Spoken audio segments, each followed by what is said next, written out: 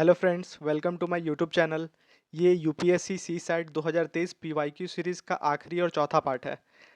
Part 1, part 2, part 3 भी uploaded है मेरे चैनल पे, आप वहां से जाके देख सकते हैं। साथ ही मैं डिस्क्रिप्शन में लिंक भी दे दूंगा। ये स्टार्ट करते हैं चौथा पार्ट। अब डायरेक्टली चलते हैं क्वेश्चंस पे। क्वेश्चन 65 है। In an examination the maximum marks for each of the four paper namely PQRS are 100. Marks scored by the student are in integers. A student can score 99% in n different ways. What is the value of n? सबसे पहले देखेंगे, ये चार हमारा subject है PQRS। सब में 100 marks है, तो टोटल मार्क्स 400 हो जाएगा। और पूछा गया है कि स्टूडेंट 99% मार्क्स स्कोर कितने वे से कर सकता है, मतलब स्टूडेंट को 396 मार्क्स स्कोर करवाना है। ठीक है, इस क्वेश्चन में कितने तरीके से कर सकता है। सो इसको हम अपोजिट वे में इसको सॉल्व करेंगे, मतलब स्टूडेंट का 4 मार्क्स कितने तरीके से मार्क्स कट सकता है। PQRS 4 सब्जेक्ट है और हमें 4 मार्क्स स्टूडेंट का कम करना है। और हमारे पास ऑप्शन क्या क्या है। सो हमारे पास 0, 1, 2, 3, 4, ये चार को ऐसे फिट करेंगे PQRS में कि हमारा, जैसे हम लोग फॉर एग्जांपल लेते हैं कि हम लोग जैसे 1, 1, 1, 1, ये ऐसे इसको अरेंज किए। इसका मतलब है कि P में वो स्टूडेंट को 1 मार्क्स कम मिला है, Q में 1 मार्क्स कम, R में 1 मार्क्स कम, S में 1 मार्क्स कम। जैसे एक अरेंजमेंट ऐसा हो सकता है कि 4 ले लिए, बाकी सब में 0 ले लिए, मतलब P में उसको 4 मार्क्स कम मिला, मतलब P में 96 मिला है, बाकी सब में 100, 100, 100। तो हम क्वेश्चन को इस वे में मोल्ड कर चुके हैं। अब हमारा क्वेश्चन हो चुका है, हमें 0, 1, 2, 3, 4 को इस वे में अरेंज करना है, 4 पोजीशन में PQRS को, कि सबका सम 4 होना चाहिए और कितने तरीका से हम अरेंज कर सकते हैं। अब स्टार्ट करते हैं। सपोज हमारे पास एक नंबर लेंगे, ओनली 4। ओनली 4 लेके कितना अरेंजमेंट पॉसिबल है, तो ओनली 4 लेके हम लोग एक P को 4 देंगे, बाकी सब हमारा 0 हो जाएगा। एक हमारा Q को 4 देंगे, बाकी सब 0 होगा। R को 4 देंगे, बाकी तीनों 0, और S को 4 देंगे, बाकी तीनों 0। तो ये 4 वे हमारा हो गया। नंबर ऑफ वेज को हम अलग कलर से लिख रहे हैं। अगर केवल 4 हम यूज़ कर रहे हैं तो हमारा 4 वेज में हो गया। अब सेकेंड आते हैं, हम लोग केवल 3 यूज़ करके कर सकते हैं कि नहीं। अगर केवल 3 यूज़ करेंगे तो हमें 1 यूज़ करना होगा, क्योंकि हमें सम 4 चाहिए, केवल 3 यूज़ करके नहीं होगा। ओनली 2 यूज़ करके हो सकता है, दो सब्जेक्ट में दो को दो दो वैल्यू दे देंगे, 2 2 वैल्यू देना है। तो हमें पता है कि दो सब्जेक्ट को 2 2 वैल्यू देना है, तो एक कॉम्बिनेशन का फॉर्मूला यूज़ कर सकते हैं। 4 में रैंडमली 2 हम लोग सेलेक्ट कर सकते हैं, कोई भी 2 को। तो 4C2 कितना हो जाता है, 4 × 3/2, दैट इज 6। 4C2 6 होता है, मतलब 6 तरीके से हम दो नंबर को सेलेक्ट कर सकते हैं। तो ये हमारा यहाँ पर एक 6 वेज हो गया। तो ये हमारा 6 वेज यहाँ पर आ गया। अब स्टार्ट करते हैं, क्या 1 से कर सकते हैं कि नहीं। 1 से केवल एक ही वे होगा, सबको 1 1 देंगे, तो 1 एक और हमारा तरीका हो गया। ये हमारा सिंगल वे हो गया कि हम एक 0, 1, 2, 3, 4 में केवल एक नंबर यूज़ कर रहे हैं। अब स्टार्ट करते हैं 2 नंबर यूज़ करने का। तो 2 नंबर यूज़ करने में हम 4 को तो नहीं इंक्लूड करेंगे, क्योंकि 4 को इंक्लूड करेंगे तो दूसरा नंबर जैसे लेंगे वो 4 से ज़्यादा हो जाएगा। तो हम 3 को इंक्लूड कर सकते हैं, 3 और 1 को इंक्लूड कर सकते हैं, 1 और 3 को। ठीक है, अब 1 3 को इंक्लूड करते हैं। अब सेम नंबर हम यूज़ करेंगे, कोई दो सब्जेक्ट में 1 और 3 को बैठाएंगे, बाकी दो सब्जेक्ट 0 0 होगा। तो अगेन हम लोग कॉम्बिनेशन वाला यूज़ करेंगे, 4C2 यूज़ करेंगे PQRS में से दो को सेलेक्ट करने के लिए। तो 4C2 का वैल्यू 6 है, लेकिन यहाँ पर एक और कंसेप्ट है कि यहाँ 1 3 दोनों अलग अलग नंबर है। अगर सपोज हम PQ सेलेक्ट किए, तो एक बार हम लोग P को 1 Q को 3 दे सकते हैं, और दूसरा में हम P को 3 Q को 1 दे सकते हैं। तो इसको भी हम लोग दो तरीके से अरेंज कर सकते हैं। तो यहाँ 2 हो गया, तो ये हमारा 12 तरीका। ठीक है, 1 3 का कॉम्बिनेशन में। फिर कॉम्बिनेशन देखेंगे, फिर दो का कॉम्बिनेशन कर सकते हैं कि नहीं। 3 1 हो गया, 2 2 का कॉम्बिनेशन ऑलरेडी हम लोग ले चुके हैं। और अब देखेंगे 3 तरीके से ले सकते हैं कि नहीं। 3 तरीका मतलब 3 डिजिट को ले सकते हैं कि नहीं। 2 डिजिट को और पॉसिबल नहीं है। 3 डिजिट में हम 1 1 2 ये ले सकते हैं 3 डिजिट में, इसके अलावा नहीं होगा। अब इसमें क्या करेंगे, हम 3 सब्जेक्ट को चूज़ करेंगे। 4 में से 3 सब्जेक्ट को चूज़ करने का तरीका 4C3, इसका वैल्यू 4 होता है, इनटू। अब ये 3 सब्जेक्ट कैसे भी 3 पैरेलल तरीका से हो सकता है। जैसे 3 को अगर 3 जगह सजाना है तो हमारा वैल्यू क्या होता है, फैक्टोरियल 3। और सिंस हम जान रहे हैं 1 2 बार है, तो फैक्टोरियल 2 हो जाएगा। कैंसल आउट का। ये सिंपल सा परमुटेशन का क्वेश्चन है, तो इसको सॉल्व करेंगे। 4 into 3 factorial 3 into 2 divided by 2, 2 cut गया, ये हो गया 12। हमारा 3 तरीका हो गया। अब 4 से तो हम लोग नहीं यूज़ कर सकते, मतलब हमारा टोटल इतना ही वे होगा। अब हम लोग जो ग्रीन से हम लोग लिखे हैं उसको ऐड कर लेंगे, टोटल हमारा वैल्यू कितना आ रहा, 12 12 24 24 1 25 25 और 6 और 4 10, 25 और 10 35। So total number of ways हमारा 35 आ रहा, और ऑप्शन में डी नंबर में 35 है। सो ये हमारा हो जाएगा आंसर। अगर इसमें आपको थोड़ा सा कन्फ्यूज़न हो रहा तो आप एक बार या 2 बार रिवाइंड करके वीडियो देख लीजिए। हमारा अप्रोच एक बार मैं फिर से रिवाइंड कर देता हूँ क्या है। जैसे 400 मार्क्स हम टोटल मार्क्स है और हमें 396 लाना है, तो हमने कहा है कि जो 4 मार्क्स कटा है उसको हम लोग अरेंज कर देंगे चारों सब्जेक्ट में, कितना कितना मार्क्स किस सब्जेक्ट में कटेगा। तो हमारे पास ऑप्शन हो जाएगा 0 1 2 3 4 का। बस इसको ऐसे अरेंज करना है कि चारों का सम 4 होना चाहिए, और हम चारों का सम 4 करने के लिए हम लोग step wise recursion method use किए हैं। ये सबसे पहले 4 ले लिए हैं, सिंगल सिंगल लिए, पहले 4 ले लिए हैं, क्या केवल 4 से यूज़ कर सकते हैं, फिर 3 से, फिर 2 से, 1 से, फिर 2 लिए हैं, 1 2 लिए हैं, 1 3 लिए हैं, 1 4, फिर 3 का कॉम्बिनेशन लिए हैं। 4 का कॉम्बिनेशन तो पॉसिबल ही नहीं है क्योंकि सम हमारा 4 से ऊपर चला जाएगा। सो ये 2 3 कंस्ट्रेंट मिला के हम ये क्वेश्चन को सॉल्व किए। सो आप 1 2 बार इसको देखिए, अगर ये क्वेश्चन आपको समझ में आ जाएगा तो आप कुछ और क्वेश्चन है जो थोड़ा कॉम्प्लेक्स होता है वो क्वेश्चन आप सॉल्व करने के लिए रेडी हो जाइएगा। So all the best for this. थोड़ा ये कॉम्प्लेक्स हो गया। Question is a flag has to be designed with 4 horizontal strip using some और all the colour red green yellow. So 3 colour दिया है, red green and yellow. What is the number of different ways in which this can be done so that no two adjacent strips have the same color? So हमें 4 horizontal strip है, पहले हम 4 horizontal strip बना देंगे, 1 2 3 4। ठीक है, हमें condition ये है कि 3 कलर है हमारे पास, और हमें ऐसे डिज़ाइन करना है कि 2 कंजिक्यूटिव हॉरिजॉन्टल स्ट्रिप पे सेम कलर नहीं है। सो ये सिंपल, काफ़ी सिंपल क्वेश्चन है। सो पहले हॉरिजॉन्टल स्ट्रिप के पास हमारे पास कितना ऑप्शन है, ये तीनों कलर में से कोई भी 3 कर सकते हैं। दूसरे के पास कितना ऑप्शन होगा, इस 3 में जो कलर यहाँ हो गया होगा वो कलर नहीं होगा, मतलब नेक्स्ट 2 कलर कोई भी हो सकता है। नेक्स्ट के पास कितना ऑप्शन है, यहाँ जो कलर होगा इसको छोड़ के 2 हो सकता है, और नेक्स्ट के बाद ये वाला जो कलर होगा इसको छोड़ के यहाँ पर नेक्स्ट 2 हो सकता है। सो ये हमारा 3 इंटू 2 इंटू 2 इंटू 2, सो 3 दूनी 6 दूनी 12 दूनी 24। सो डायरेक्ट आंसर हमारा होगा 24, ऑप्शन नंबर सी। ये सबसे सिंपल क्वेश्चन है। Question number 67, a rectangular floor measure 4 metre in length and 2.2 metre in breadth, tiles of size 140 centimeter by 60 centimeter have to be laid such that the tiles do not overlap. A tile can be placed in any orientation so long as its edges are parallel to the edges of the floor.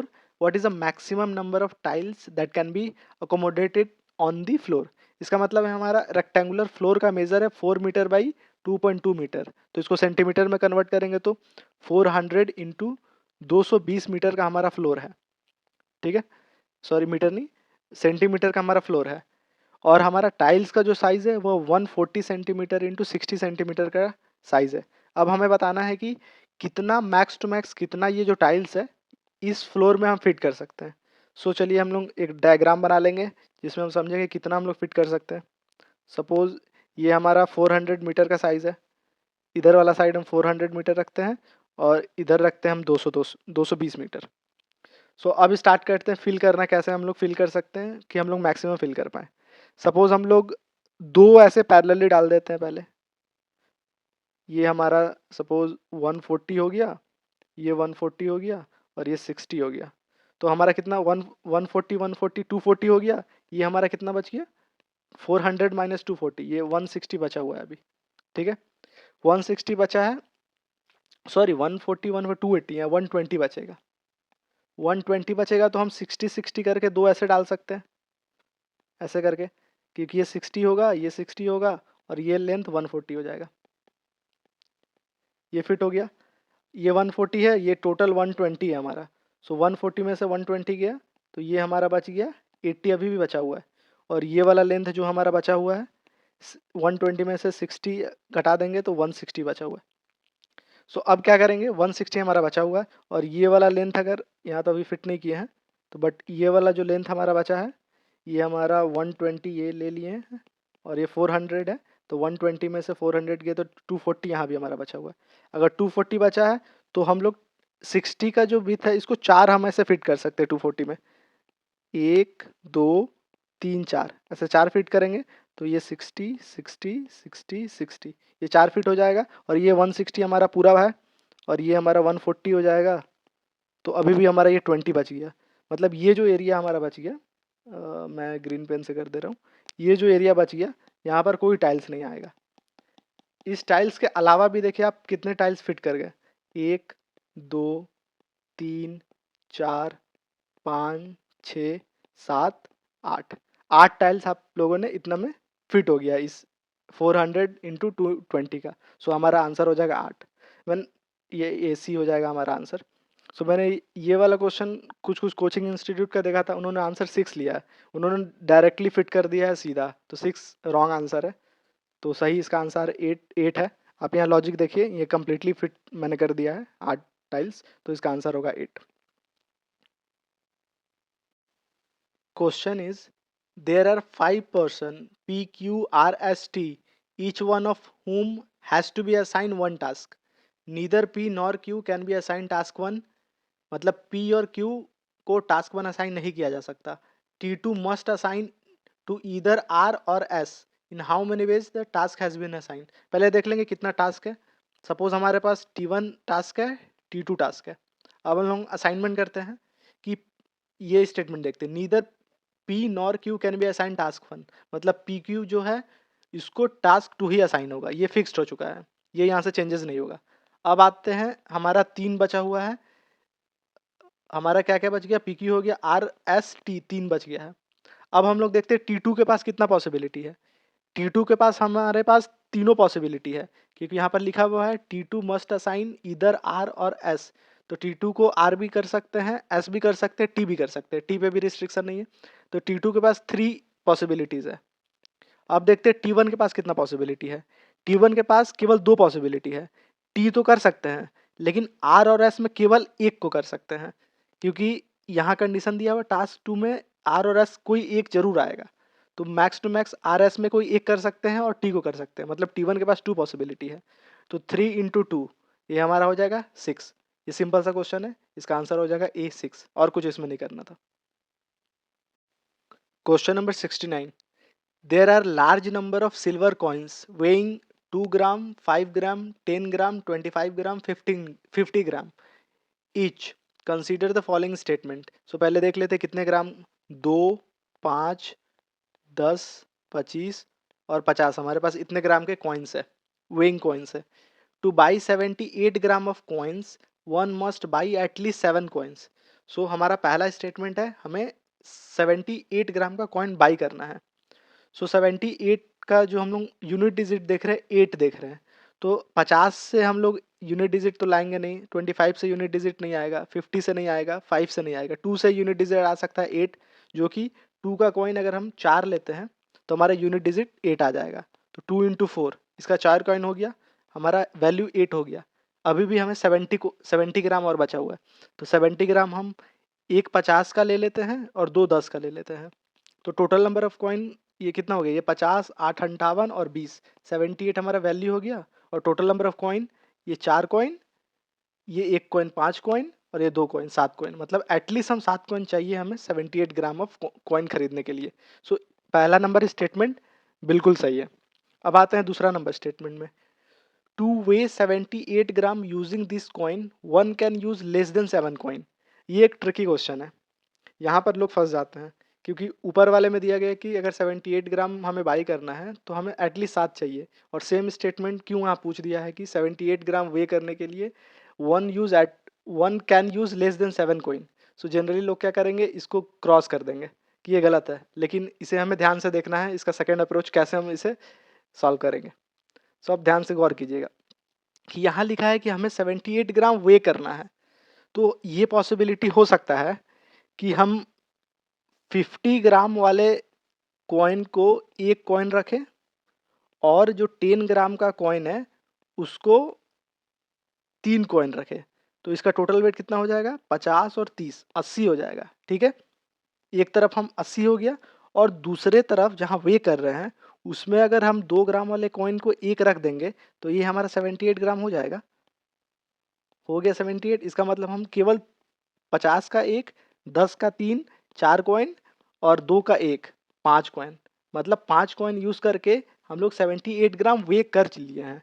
मतलब ये statement भी सही है कि less than 7 coin हम वे कर सकते हैं। पहला पहला था कि हमें बाई करना था 78 ग्राम, तो हमें 7 कॉइन चाहिए ही बाई करने के लिए। लेकिन सेकंड क्वेश्चन वे का पूछा है कि आप वजन कर सकते हैं कि नहीं, तो सेकंड वाले तराजू में जो भी होगा वहाँ 2 ग्राम का कॉइन रख के हम 78 ग्राम वजन कर सकते हैं केवल 5 कॉइन के मदद से। ये एक ट्रिकी पार्ट था यहाँ से, तो इसका आंसर हो जाएगा बोथ 1 एंड 2, दोनों स्टेटमेंट हमारा सही है। मार्क नहीं हो रहा, लेकिन ये सी बोथ एंड 1 एंड 2 हो जाएगा answer. Question number 70, consider the following. हमें 5 स्टेटमेंट दिया हुआ है, पहले 5 को हम लोग डिकोड कर लेते हैं। A plus b means a is neither smaller than nor equal to b. तो पहले हम पाँचों को डिकोड करके साइड में लिख लेते हैं। So a plus b means a is neither smaller nor equal, that means a is greater than b. Second है a minus b, that means a is not greater than b, मतलब a is smaller and equal to b. Third statement है a into b, that means a is not smaller than b, that means a is greater than equal to b. Fourth है a divide b means a is neither greater nor equal, that means a is smaller than b. And fifth is a plus minus b, इसका मतलब है a is neither smaller nor greater, मतलब a equal to b है। ये 5 पहले हम लोग decode कर दिए। अब आते हैं क्वेश्चन का स्टेटमेंट पे। स्टेटमेंट को डिकोड पहले कर लेते हैं, डायरेक्ट डिकोड करके ही लिखेंगे ये स्टेटमेंट को, पी इंटू क्यू वाले को। सो पहला पी इंटू क्यू, सो हमारा ये इन्वोक होगा, मतलब P is greater than equal to Q, पहला स्टेटमेंट। दूसरा स्टेटमेंट पी माइनस टी, ये इन्वोक होगा, P is less than equal to T. ठीक है, तीसरा टी डिवीजन आर, ये इन्वोक होगा, T is greater than R. Fourth है आर प्लस माइनस एस, तो ये इन्वोक होगा, मतलब R is equal to S. अब आते हैं कंक्लूजन पे। पहला कंक्लूजन है Q प्लस माइनस टी। ठीक है, ये हमारा स्टेटमेंट है Q प्लस माइनस टी। तो हमारा क्यू टी देखेंगे कि कौन से दो इक्वेशन में है, तो क्यू टी हमारा यहाँ पर मिल रहा है, ये इक्वेशन, इन दोनों में क्यू टी हमें मिल जाएगा। तो हम क्यू टी का रिलेशन इस्टेब्लिश करेंगे यहाँ से। तो यहाँ पर T is greater than equal to P, और यहाँ से P is greater than equal to Q, ये इक्वेशन हमें मिल गया Q और T का रिलेशन में। और कंक्लूजन दिया है हमारा Q plus minus T, that means Q is equal to T, ऐसा है। क्या ये कंक्लूजन सही है? इस इक्वेशन के हिसाब से ये कंक्लूजन सही है, हमें ये चेक करना है। हम यहाँ से देख सकते हैं कि T जो है ये इक्वल टू P है और P इक्वल टू Q है, तो एक तरह से Q T इक्वल हो सकता है, एक पॉसिबिलिटी है, लेकिन हम कंक्लूड नहीं कर सकते क्योंकि T का वैल्यू ग्रेटर भी है एक तरह से Q से, और P का वैल्यू Q से बड़ा है, तो एक तरह से T बड़ा भी होगा Q से। मतलब एक्चुअल में कंक्लूजन ये होना चाहिए Q less than equal to T, but यहाँ पर केवल इक्वल टू का साइन है, मतलब ये कंक्लूजन सही नहीं है। तो पहला कंक्लूजन हमारा गलत हो गया। अब आते हैं दूसरे कंक्लूजन पे। दूसरा कंक्लूजन है S प्लस, यहाँ थोड़ा सा ठीक से दिख नहीं रहा, मिटा देता हूँ। सो दूसरा कंक्लूजन हमारा है S plus Q. S plus Q ये वाला इन्वोक होगा, मतलब दूसरा कंक्लूजन हमारा है S is greater then Q। अब हमें इन चार इक्वेशन से हमें रिलेशन S और Q में इस्टेब्लिश करना है। तो हमारा रिलेशन S यहाँ पर है और Q हमारा यहाँ पर है, इस दोनों में रिलेशन इस्टेब्लिश करेंगे। तो हम S को यहाँ पर रिप्लेस कर सकते हैं because R is equal to S है। तो ये इक्वेशन क्या लिख देंगे हम लोग, T लेस देन S, ये लिख देंगे। और हम लोग क्यू टी का रिलेशन ये इस्टेब्लिश करके ही रखे हैं, तो सिंपल हम यहाँ फिट कर देंगे टी के जगह पे, टी के जगह पे ये वाला पूरा फिट कर देंगे। तो हमारे फाइनल इक्वेशन क्या आ जाएगा, एस इज ग्रेटर, टी के जगह पे ये फिट करेंगे, that is T greater than equal to P greater than equal to Q, ये मेरा फाइनल इक्वेशन हो जाएगा। अब इस इक्वेशन को हम लोग फिर से एनालाइज करेंगे हमारा क्वेश्चन के लिए। हमारा है question S is greater then Q, तो यहाँ पर एस हमें दिख रहा है, एस टी से ग्रेटर है, टी क्यू से ग्रेटर है, सॉरी टी पी से ग्रेटर है और पी क्यू से ग्रेटर है, तो अल्टीमेटली एस क्यू से ग्रेटर है। हर कंडीशन में एस जो है क्यू से ग्रेटर होगा, मतलब हमारा जो सेकंड कंक्लूजन है वो बिल्कुल सही है। तो सेकंड कंक्लूजन सही है। अब ऑप्शन देखेंगे क्या है। Conclusion one follow from the statement, ये गलत है। Conclusion two follow from the statement, ये सही स्टेटमेंट है। बाकी दो भी देख लेते हैं। बोथ कंक्लूजन, ये गलत है। नीदर, ये गलत है। मतलब हमारा बी ऑप्शन एकदम करेक्ट स्टेट है। ओनली टू कंक्लूजन फॉलो कर रहा है। Question number 74, what is the remainder if 2 to the power 192 is divisible by 6। तो देखते हैं 2 टू द पावर 192 को अगर हम 6 से डिवाइड करेंगे तो हमारा रिमाइंडर क्या होगा, ये हमारा क्वेश्चन है। सो इसको थोड़ा सा रिसफल करेंगे। 2 into two to the power 191 divisible by 2 into 3। So ये 2 कट गया, ये 2 ऐसे ही रहने देंगे। तो हमारा इक्वेशन जो इफेक्टिव इक्वेशन आया है ये आया है। सो सबसे पहले इसका हम डिविजिबिलिटी चेक करेंगे कि इतना, इसको डिविजिबल करने में हमारा क्या वैल्यू आ रहा है। सो पहले एक लॉजिक हम अपनाएंगे। सपोज एक पैटर्न हम एनालाइज करेंगे। सी 2 टू द पावर 1, 2, 3, 4, 5, 6, 6 तक में हमें पता चल जाएगा। ये हमारा वैल्यू 2 होगा, ये 4 होगा, ये 8, 16, 32 एंड 64। सपोज ये नंबर को हम 3 से डिवाइड कर रहे हैं, तो हमारा जो रिमाइंडर आ रहा, रिमाइंडर को हम दूसरे कलर से लिख रहे हैं। हम 3 से अगर डिवाइड कर रहे हैं तो हमारा रिमाइंडर 2 आएगा। इसको 3 से डिवाइड करेंगे, रिमाइंडर 1 आएगा। इसको 3 से डिवाइड करेंगे, रिमाइंडर 2। इसको 3 से डिवाइड करेंगे तो रिमाइंडर 1। इसको 32 को 3 से डिवाइड करेंगे तो रिमाइंडर 2। 64 को 3 से डिवाइड करेंगे, रिमाइंडर 1। इसका मतलब क्या मिल रहा है हमें, अगर 2 का पावर ऑड है तो हमारा रिमाइंडर 2 आ रहा है, और 2 का पावर इवन है तो रिमाइंडर 1 आ रहा है। इसका मतलब है यहाँ पर 2 का पावर ऑड है तो हमारा रिमाइंडर 2 आएगा। मतलब 2 to the power 191 divided by 3, इसका रिमाइंडर हमारा आने वाला है 2। ये इसका हमारा रिमाइंडर है। तो हम लोग इसको ऐसे लिख सकते हैं।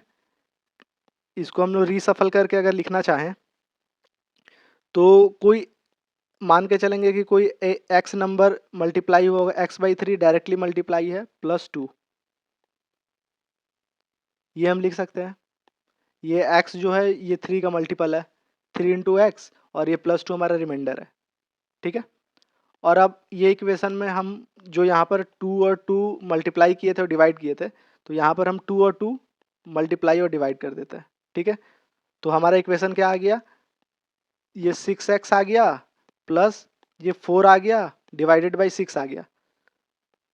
इसको हम लोग फिर रिसफल करेंगे तो ये हमारा 6x, ये 6 हटा देते हैं, तो ये 6x तो डायरेक्ट डिवाइड है, तो ये जो प्लस वाला पार्ट है ये हमारा इसका रिमाइंडर हो जाएगा। तो हम बस यही हमें करना था, यही रिमाइंडर खोजना था। ये 4 हमारा रिमाइंडर है, ये हमारा आंसर हो जाएगा। ये हम ये पहले 2 और 2 हम लोगों ने इसलिए हटा दिया था कि 3 से हम ये लॉजिक क्रिएट कर सकें, और एक बार जब लॉजिक क्रिएट हो गया कि हमें पता चल गया कि ये जो नंबर है इसका रिमाइंडर 2 है हमारा आने वाला है, तो इसको हम लोग इस फॉर्म में लिख दिए 3x प्लस 2/3 के फॉर्म में, और 2 मल्टीप्लाई कर दिए क्योंकि हमें इस फॉर्म में फिर से लेके आना था। तो इस हिसाब से हमारा रिमाइंडर 4 आ रहा है जब हम 6 से डिवाइड करेंगे, तो इसका आंसर हो जाएगा 4। एक बार डिवाइड करके आप देख लीजिएगा, आपको क्लियर हो जाएगा। ये कंसेप्ट में भी आपको थोड़ा सा डिफिकल्ट लगे, बट आप ये जो एक्स वाला कंसेप्ट भी थोड़ा सा डिफिकल्ट लग सकता है, बट एक दो बार आप देखिएगा और खुद से एनालाइज करिएगा तो आपको समझ में आ जाएगा। Question is consider the sequence, sequence हमें दिया हुआ है और 4 लेटर हमें फिल इन द ब्लैंक से फिल करना है। सो ये क्वेश्चन को सबसे पहले हम यहाँ लिख लेते हैं, ABC, 2 ब्लैंक है, देन ABC, देन एक ब्लैंक है, देन DA, BBCD, एक ब्लैंक, फिर ABCD। ये क्वेश्चन में जनरली क्या करते हैं ना, पहले काउंट कर लेते हैं टोटल नंबर कितना है। तो हम काउंट कर लेंगे 1 2 3 4 5 6 7 8 9 10 11 12 13 14 15 16 17 18 19 20 है। 20 है तो हम 10 पे मार्क कर देते हैं, 10 को डिवाइड कर देते हैं। तो 3 4 5 6 7 8 9 10 यहाँ हम डिवाइड कर दिए। अब लॉजिक हम लोग फाइंड करने की कोशिश करेंगे। अब हम लोग देख रहे हैं कि यहाँ ए है, बी है, फिर सी है, यहाँ सी है, तो यहाँ से लॉजिक नहीं हो रहा है। अब हम लोग एक लॉजिक देखेंगे, यहाँ ए है, यहाँ डी है, अगर हम लोग यहाँ ए बी सी डी का नंबरिंग कर देते हैं, ए बी सी डी, ए का 1, बी का 2, सी का 3, डी का 4, और हम लोग ट्राई करते हैं कि इधर से पहला नंबर और इधर लास्ट से स्टार्ट करेंगे, ये दोनों नंबर का कोड वर्ड को सम करने पे कितना आ रहा है। ए को 1 मान लिए, डी को 4 मान लिए, तो 4 1 5 हो गया। फिर बी का कितना कोड है, 2 है। यहाँ सी का कितना कोड है, 3 है, तो ये भी 5 आ रहा है। सी और बी का भी 5 आ गया। यहाँ आप सी पे आते हैं, सी का 3 है, इस तरफ बी का 2 है, 3 to 5, मतलब सब जगह कोड मैच कर रहा है। अब इस यहाँ पर क्या होगा, यहाँ पर ए है, तो ए का वैल्यू हमारा कितना है, 1 है, तो यहाँ हमारा 4 वाला वैल्यू आना चाहिए, तो 4 का डी है, तो यहाँ डी हो गया। उसके बाद वाला देखिए, यहाँ भी वैकेंट है, यहाँ भी वैकेंट है, तो ये अभी हम फिल नहीं कर सकते। नेक्स्ट आते हैं, ये ए है, A1, यहाँ डी 4 5, ये भी सेटिस्फाई हो रहा। B2 C3 5, यहाँ B2 C3 5 सेटिस्फाई हो रहा। यहाँ कुछ नहीं है और यहाँ बी है, बी का मतलब 2, तो हमें 5 करने के लिए 3 चाहिए, 3C का है, तो ये सी हो गया और सब फुलफिल हो गया।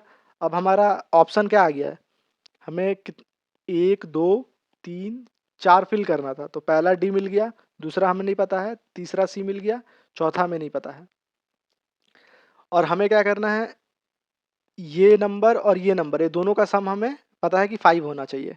तो ऑप्शन में अब ऑप्शन एलिमिनेट करेंगे, पहला और सी, तीसरा सी किस में है, तो ये इसमें भी पहला और तीसरा सी है, इसमें भी है, और दूसरा आपका पहला डी और सी, और इसमें भी डी और सी है। अब हमें चाहिए दूसरा नंबर और चौथा नंबर, दोनों का सम 5 चाहिए। तो पहले वाले में देखते हैं, ए और बी है, ए का वैल्यू 1 है, बी का वैल्यू 2 है, तो ये केवल 3 आ रहा है। चौथा नंबर पे देखेंगे तो डी का वैल्यू 4 है, सी का वैल्यू, सॉरी डी का वैल्यू 4 है और ए का वैल्यू 1 है, तो 4 1 5 आ रहा। तो ये वाला आंसर हमारा सही हो जाएगा, ये डी हो जाएगा यहाँ पर और यहाँ ए हो जाएगा। सो हम ऐसे हमारा डी आंसर हो जाएगा। सो ये लॉजिक आप कोड वर्ड लॉजिक इस पे अप्लाई कर सकते हैं। अगर कोड नहीं जानना है तो आप सिंपल ले सकते हैं, क्योंकि हमारे पास 4 लेटर ही है ए बी सी डी, तो यहाँ स्टार्टिंग से रहेगा, यहाँ इंड से रहेगा, ये स्टार्टिंग से दूसरा, ये इंड से दूसरा। सो वो भी आप कर सकते हैं, कोई भी लॉजिक लेके आपको बस फिल करना है। आंसर आंसर का ऑप्शन भी आपके पास एलिमिनेट करने के लिए, वो भी आप यूज़ कर सकते हैं। तो इसमें हमारा आंसर हो जाएगा डी, आंसर है D. Question number 76, A B and C D are 2 digit number multiplying A B C D result a 3 digit D E F. So A B और सी डी को जब मल्टीप्लाई करेंगे तो हमारा value आएगा D E F. Next है adding D E F two another 3 digit number जी H आई। जब जी H आई को इससे मल्टीप्लाई करेंगे, सॉरी ऐड करेंगे, तो हमारा रिजल्ट आ रहा 975। Further A B C D E F G H I are distinct digit, मतलब ये हमारा अलग डिजिट होगा। तो हम यहाँ साइड में लिख लेते हैं कौन कौन सा पॉसिबल नंबर है, 1 2 3 4 5 6 7 8 9 और 0 भी है स्टार्टिंग में, ठीक है, ये हमारा डिस्टिंक्ट डिजिट है। नाउ आ जाते हैं नेक्स्ट पे, if E is equal to 0 and F is equal to 8। E और एफ में 0 और 8 हम रिप्लेस कर देते हैं, तो ई के जगह 0 और एफ के जगह 8 यहाँ हम लिख देते हैं। ई के जगह 0 और एफ के जगह 8, ठीक है। Then what is the value of a plus b plus c का हमको वैल्यू फाइंड करना है। अब हम लोग डिकोड करना स्टार्ट करेंगे। हमें पता है कि सबका वैल्यू ए से लेकर आई तक का वैल्यू सब डिफरेंट होगा, तो हमारा 0 8 वैल्यू आ चुका है। तो सबसे पहले क्या करेंगे कि यहाँ 0 8 इसको 0 और 8 को कैंसिल कर देंगे, ये नंबर अब यूज नहीं होगा। अब हमें 8 plus I is equal to, हमें ऐसा नंबर लाना है जिसका यूनिट डिजिट 5 होगा। तो आई का वैल्यू क्या हो जाएगा, ए की वैल्यू पॉसिबल है 7, 8 7 15 होगा 5, तब हमारा एक कैरी जाएगा, ठीक है। एक कैरी हुआ तो 0 plus 1 1 plus H 1 plus H 7 होना चाहिए। तो आई का वैल्यू पहले 7 हो गया, यहाँ हम काट दे रहे हैं। तो एच का वैल्यू हमारे पास 6 होगा, क्योंकि एक पहले से कैरी आया है, तो एच का वैल्यू हमारा क्या हो गया, 6 हो गया, तब ये 7 आएगा, ठीक है। 6 भी हमारा वैल्यू हो गया, हम यहाँ लिखते जाते क्या क्या आ रहा, आई का वैल्यू 7 हो गया, एच का वैल्यू 6 हो गया। अब डी प्लस जी 9 है, हमारे पास वैल्यू क्या क्या बचा है, 1 2 3 4 5 और 9 बचा है। तो 9 तो हम नहीं ले सकते, क्योंकि 2 का वैल्यू 9 पार हो जाएगा, मतलब इसमें से हमको वैल्यू लेना है। तो डी और जी का वैल्यू हमको 9 चाहिए, तो 4 और 5 ही हो सकता है पॉसिबिलिटीज़। 4 और 5 में डी और जी का वैल्यू हो गया। अब हमारे पास डी जी का 4 और 5 वैल्यू हो गया। अब हमारे पास बच गया 3 नंबर ए बी सी, और ए बी सी बच गया, और हमारे पास नंबर भी बच गया है 1 2 3, क्योंकि 9 हम वैल्यू ले नहीं सकते। 9 काफ़ी बड़ा वैल्यू है, ए बी सी की जगह 9 आएगा नहीं, क्योंकि ये 3 डिजिट का ही है। तो हमारे पास ए बी सी के लिए केवल 1 2 3 वैल्यू बचा। तो अब हमें ये फाइंड करने का ज़रूरत नहीं है कि ए बी सी का वैल्यू क्या होगा, क्योंकि हमें ए प्लस बी प्लस सी ही फाइंड करना है। तो 1 + 2 + 3 दैट इज इक्वल टू 6। तो डायरेक्टली हम यहाँ पर 6 आंसर लिख सकते हैं, हमें क्योंकि एडिशन डायरेक्ट मिल गया। So a is the answer. Question number 77। Consider the following statement in respect of 5 candidates P, Q, R, H, T. 2 statement are true and 1 statement is false. तो सबसे पहले ट्रू स्टेटमेंट देखते हैं क्या लिखा है। One of P and Q was selected for the job, मतलब P और Q इन दोनों में से एक जॉब के लिए सेलेक्ट हुआ है, हमारा ट्रू स्टेटमेंट है। सेकंड फॉल्स देखते हैं। At least one of R and S was selected for the job, ये रॉन्ग स्टेटमेंट है। या फॉल्स स्टेटमेंट लिखा हुआ है कि at least one of R and S was selected for the job, मतलब आर एन एस में से कोई एक सेलेक्ट हुआ है जॉब में। इसका जस्ट निगेशन क्या ले लेंगे कि आर और एस में दोनों सेलेक्ट नहीं हुए जॉब में, मतलब सेकेंड ट्रू स्टेटमेंट क्या हो जाएगा, आर एस दोनों जॉब में सेलेक्टेड नहीं है। थर्ड स्टेटमेंट ये ट्रू है। At most 2 of are S T were selected at the job, मतलब आर एस टी में एट मोस्ट 2 सेलेक्टेड है, यहाँ लिख देते हैं एट मोस्ट 2। इसका मतलब है 0 सिलेक्शन, 1 सिलेक्शन, 2 सिलेक्शन, या तो कोई नहीं सेलेक्ट है, कोई एक सेलेक्ट है, कोई 2 सेलेक्ट है। ये हमारे पास 3 स्टेटमेंट आ गया। अब हमें क्वेश्चन का जवाब देना है। विच of the following conclusions can be drawn, मतलब इन तीनों स्टेटमेंट से क्या क्या कंक्लूजन ड्रॉ कर सकते हैं। पहला स्टेटमेंट, पहला कंक्लूजन देखते हैं। At least 4 were selected for the job, कम से कम 4 जॉब के लिए सेलेक्टेड है। पहले तो हमारा 5 है, 5 में से यहाँ हम देख रहे हैं 5 में से 2 तो ऐसे ही सेलेक्टेड नहीं है जॉब के लिए, मतलब 2 पहले ही कैंसिल हो गए, तो एटलीस्ट 4 तो बनता ही नहीं है, ये रॉन्ग स्टेटमेंट हो गया। सेकेंड स्टेटमेंट है S was selected for the job, तो यहाँ पर सेकेंड स्टेटमेंट से हमें पता चल रहा है कि आर एस दोनों सेलेक्टेड नहीं है जॉब से, तो सेकेंड स्टेटमेंट भी गलत हो गया। तो हमारा क्या हो जाएगा आंसर कि नीदर वन नॉट टू, मतलब दोनों स्टेटमेंट हमारा गलत है। तो ये हमारा डी आंसर हो जाएगा। Question number 78। Let P Q R S T be 5 statements such that. अब इस स्टेटमेंट को पहले डिकोड करते हैं। पहला, if P is true then both Q and S are true. Suppose P true होगा तो Q S ट्रू होगा, ठीक है, पहला स्टेटमेंट। दूसरा, if R and S are true then T is false. अगर R और S ट्रू है देन T फॉल्स है, ऊपर में line means T is false. अब स्टेटमेंट में आ जाते हैं, वो कंक्लूजन पे। Which of the following can be concluded. पहला, इफ T इज फॉल्स, अगर T इज ट्रू, अगर T ट्रू है then at least one of the P and R must be false. So T अगर ट्रू होगा तो opposite हम condition देंगे, अगर T ट्रू होगा तो ये क्या क्या पॉसिबिलिटी हो सकता है। हमारा R फॉल्स होगा, S ट्रू होगा, R ट्रू होगा, S फॉल्स होगा, और R और S दोनों फॉल्स होगा। ये 3 कंडीशन होगा अगर T ट्रू होगा तो। अब तीनों कंडीशन को हम लोग एनालाइज करते हैं क्वेश्चंस पे। टी ट्रू का ये 3 कंडीशन हो गया। हमें पूछा गया है कि one of the P and R must be false, तो इसमें देखेंगे तो R फॉल्स है, तो ये स्टेटमेंट क्लैरिफाई हो जा रहा है। इसमें भी R फॉल्स है, केवल ये स्टेटमेंट बच रहा जिसमें R फॉल्स नहीं है, इसमें R ट्रू है। R ट्रू है और S फॉल्स है। अब आते हैं ये स्टेटमेंट को डिकोड करते हैं, नीचे लिख लेते हैं P Q S, और ये स्टेटमेंट के थ्रू इसको डिकोड करेंगे। इसमें S फॉल्स है, अगर यहाँ S फॉल्स हो रहा है तो हमारा क्या क्या पॉसिबिलिटी है। इसको उल्टा वे में करते हैं, अगर P फॉल्स होगा हमारा तो क्या क्या पॉसिबिलिटी है। Q फॉल्स होगा, S नॉर्मल होगा, Q ट्रू होगा, S फॉल्स होगा, या Q और S दोनों फॉल्स होगा, ठीक है। अब इन तीनों कंडीशन में से हम देख रहे हैं S फॉल्स चाहिए हमको। अगर S फॉल्स हो रहा है, इसमें S फॉल्स हो रहा है, इसमें S फॉल्स हो रहा है, ये दोनों कंडीशन में हमारा P फॉल्स आ रहा है, मतलब ये दो कंडीशन में तो हम देख रहे हैं कि R फॉल्स है ही, और जहाँ आर फॉल्स नहीं है, जहाँ एस फॉल्स है, वहाँ पर हम रिकरिंग से पता चल जा रहा है कि पी उस कंडीशन में फॉल्स है। मतलब इफ टी इज ट्रू तो ये कंडीशन हमेशा सेटिस्फाई कर रहा है, मतलब पहला स्टेटमेंट सही होगा। ये थोड़ा सा लंबा हो गया, लेंदी हो गया। अगर कंफ्यूजन हो तो इसको रिवाइंड करके आप देख लीजिएगा कि ये कनेक्टेड है चारों इक्वेशन, ये तीन, और यहाँ से जो तीन इक्वेशन हम लोग कनेक्ट किए पी का फॉल्स पे। सेकेंड स्टेटमेंट है if Q is true then P is true. अब अगर क्यू ट्रू होगा तो पी ट्रू होगा। तो ये सेकेंड स्टेटमेंट का ही डिकोडिंग है कि अगर पी फॉल्स है, एक बार हम फिर से इसको डिकोड कर देते हैं।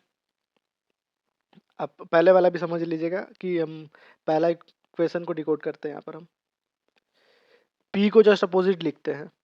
एक मिनट रुकिएगा। जैसे पी अगर फॉल्स होगा तो क्या क्या कंडीशन हमारा होगा, क्यू फॉल्स होगा S normal, Q true S false, और क्यू भी फॉल्स एस भी फॉल्स अगर पी फॉल्स होगा। तो अब यहाँ क्वेश्चन पे देखिए, if Q is true then P is true. तो इस केस में देखिए क्यू ट्रू है ये वाले केस में, लेकिन पी फॉल्स है, मतलब ये हर जगह स्टेटमेंट फॉलो नहीं करेगा। तो सेकेंड स्टेटमेंट गलत है, तो हमारा केवल पहला स्टेटमेंट सही है, तो हो जाएगा वन ओनली। ये थोड़ा सा कॉम्प्लेक्स हो गया है, बट आप ट्रू फॉल्स करके 4-5 इक्वेशन बना लीजिएगा। इस पे 3 बनेगा और इस पे 3 बनेगा, और उसमें देख लीजिएगा कि हर कंडीशन उस इक्वेशन से मैच कर रहा है कि नहीं। अगर मैच कर रहा है तो कंक्लूजन फॉलो होगा, अगर एक भी इक्वेशन मैच नहीं कर रहा है तो कंक्लूजन फॉलो नहीं होगा। जैसे इसमें 2 फॉलो नहीं कर पाया था, तो हमारा आंसर हो जाएगा one only. Question number 79, a cuboid of dimension 7 into 5 into 3 is painted red, green and blue. सो हमारा डायमेंशन क्यूबॉइड का कितना है, 7 इंटू 5 इंटू 3। इसको 3 कलर से पेंट किया गया है, रेड, ग्रीन एंड ब्लू से। On each pair of the opposite faces of dimension 7 into 5, 5 into 3 and 7 into 3। पहले हम एक क्यूबॉइड बना लेते हैं। सो हमारा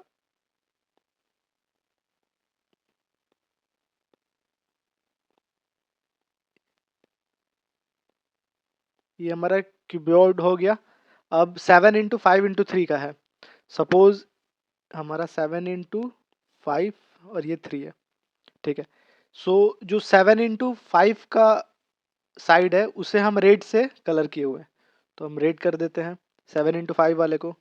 ये हमारा रेड हो गया, पूरा नहीं कर रहे हैं। 5 इंटू 3 का ग्रीन से, सो 5 इंटू 3 जो है, दिस इज 5 इंटू 3, ये हमारा हो जाएगा ग्रीन। ये हमारा ग्रीन हो गया। एंड थर्ड है 7 इंटू 3, ये हमारा है ब्लू से। तो 7 इंटू 3 दैट मीन्स ये अपर पार्ट जो है, इस साइड जो आपके तरफ फेस है, जो हमारे तरफ फेस है, ये ब्लू है।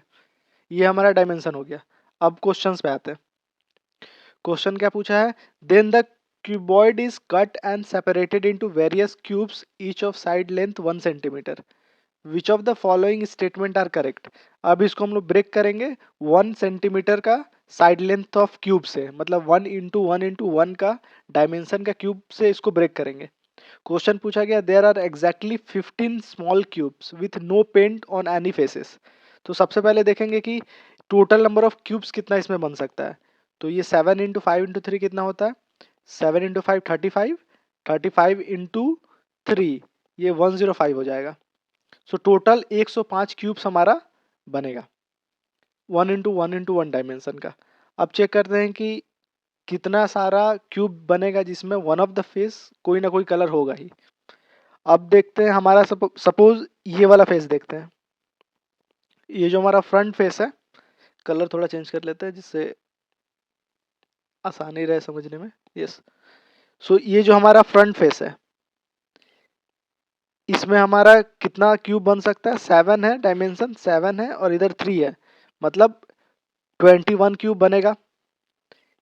इस फेस में कितना क्यूब बनेगा, सिंस हम लोग एक डायमेंशन यहाँ पर ले चुके हैं क्यूब का, तो ये हमारा जो लेंथ बच गया होगा वो 4 बच गया होगा। और ये 21 जो है हमारा, जो आगे तरफ से फेस किए पीछे तरफ से भी 21 होगा, तो इंटू 2 यहीं कर दे रहे 42। अब आते हैं लेफ्ट साइड पे, ये जो डायमेंशन हमारा बच रहा है, ये टोटल लेंथ 5 है, तो इधर से एक लेंथ कम होगा, इधर से एक लेंथ कम होगा, ये 3 हो जाएगा। और इसका हाइट हमारा कितना है, 3 है, तो 3, तो ये 9 हो गया। और ये जो लेफ्ट साइड में है, राइट साइड में भी इसका 9 क्यूब बनेगा, मतलब 9, सॉरी 9 इंटू 2 दैट इज 18। तो हमारा 42 और 18 हो चुका है। अब हमारा फेस बचा क्या है, ये टॉप फेस बचा है और बॉटम फेस बचा है। टॉप फेस में भी आप देख रहे हैं कि यहाँ से 1 सेंटीमीटर कट हो चुका होगा, इधर से 1 सेंटीमीटर कट होगा, इधर से 1 सेंटीमीटर कट, इधर से 1 सेंटीमीटर कट, मतलब हर साइड से 2-2 सेंटीमीटर कट है। और ये टॉप वाले का डायमेंशन हमारा कितना है, 7 इंटू 5 डायमेंशन है। तो हमारा दोनों तरफ से 2-2 कट होगा, तो हमारा डायमेंशन कितना बच जाएगा, 5 इंटू 3 का डायमेंशन बच गया। तो दैट मीन्स 15 क्यूब बचेगा। तो 15 into 2 that means 30 cube. So total number of cubes कितना हो गया, 42 प्लस 18, 42 18 हमारा 60 प्लस 30, 60 प्लस 30 हमारा 90 हो गया। सो हमारे पास 90 क्यूब्स ऐसा आ गया जिसके फेस पे एटलीस्ट कोई एक फेस पे या दो फेस पे कलर है। और टोटल नंबर ऑफ क्यूब्स हमारे पास कितने हैं, 105। तो हमारा टोटल नंबर ऑफ क्यूब्स वैसा कैसा कितना नंबर होगा जो कि जिसके किसी भी फेस पे कलर नहीं होगा, that is 105 minus 95 90 that is equal to 15। So statement number 1 वही लिखा हुआ है, there are exactly 15 small cubes. तो हमारा स्टेटमेंट नंबर 1 एग्जैक्टली सही हो जाता है। अब आता है स्टेटमेंट नंबर 2 पे, there are exactly 6 small cubes with exactly 2 faces, one painted with blue and other with green। तो यहाँ पूछा जा रहा है कि यह स्टेटमेंट दिया जा रहा है कि हमारे पास 6 स्मॉल क्यूब्स होगा जिसका 2 फेसेस पे ब्लू और अदर फेस पे ग्रीन होगा। तो ब्लू हमारा ये फ्रंट फेसिंग है, कलर हम थोड़ा चेंज कर लेते हैं अभी, सपोज पीला हम ले लिए कलर। ब्लू हमारा फ्रंट फेसिंग है और ग्रीन हमारा लेफ्ट फेस है। मतलब ब्लू जो है वो फ्रंट और बैक वाला फेस है और ग्रीन हमारा लेफ्ट और राइट फेस है। तो सपोज हमारा ये जो पार्ट होगा यहाँ पर जो क्यूब बनेगा, ये पार्ट पे क्यूब बनेगा, इसका एक फेस ब्लू होगा दूसरा फेस ग्रीन होगा। तो ये जो लेंथ कितना है हमारा 3 है और ये लेंथ हमारा 3 है। तो यहाँ मतलब एक क्यूब, दो क्यूब, 3 क्यूब, यहाँ आपको दिख नहीं रहा होगा, यहाँ एक क्यूब ऐसे बनेगा, दूसरा क्यूब यहाँ बनेगा, 3 यहाँ क्यूब बनेगा। इधर जो कलर होगा ग्रीन होगा, इधर ब्लू होगा, green blue green blue. Same इसका इस तरफ होगा, 1 2 3, यहाँ आपका ब्लू होगा, इधर green blue green blue green, मतलब यहाँ 6 क्यूब बन रहा है। और सेम अपोजिट 6 क्यूब यहाँ बनेगा, 3 3 3 यहाँ और 1 2 3 यहाँ। तो टोटल 6 6 12 क्यूब बनेगा। और हमारा ऑप्शन में कितना लिखा है कि 6 स्मॉल क्यूब, तो ये ऑप्शन हमारा गलत हो जाएगा क्योंकि हमारा 12 क्यूब बनेगा। सो हमारा केवल स्टेटमेंट नंबर 1 सही है। तो option 1 A is the answer. ये थोड़ा सा फिगर थोड़ा सा ज़्यादा मेसी हो गया है बिकॉज ये 3D फिगर नहीं बना पाया, 2D में थोड़ा सा आप समझ लीजिए। आप इसको रिवाइंड करके देखिएगा तो आप समझ जाइएगा, अपने हिसाब एक फिगर बना लीजिए और ये सब एनालाइज कीजिए। और ये आप विजुअलाइज ही करेंगे तो आपको फिगर बनाने का भी जरूरत नहीं है, आप ये क्वेश्चन सॉल्व कर लेंगे। इसका आंसर 1 ओनली होगा।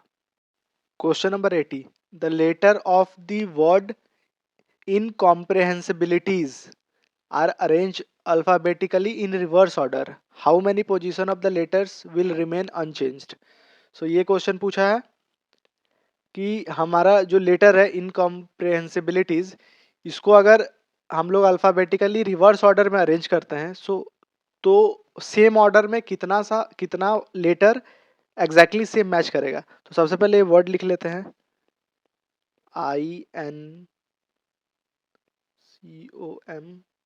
इनकॉम्प्री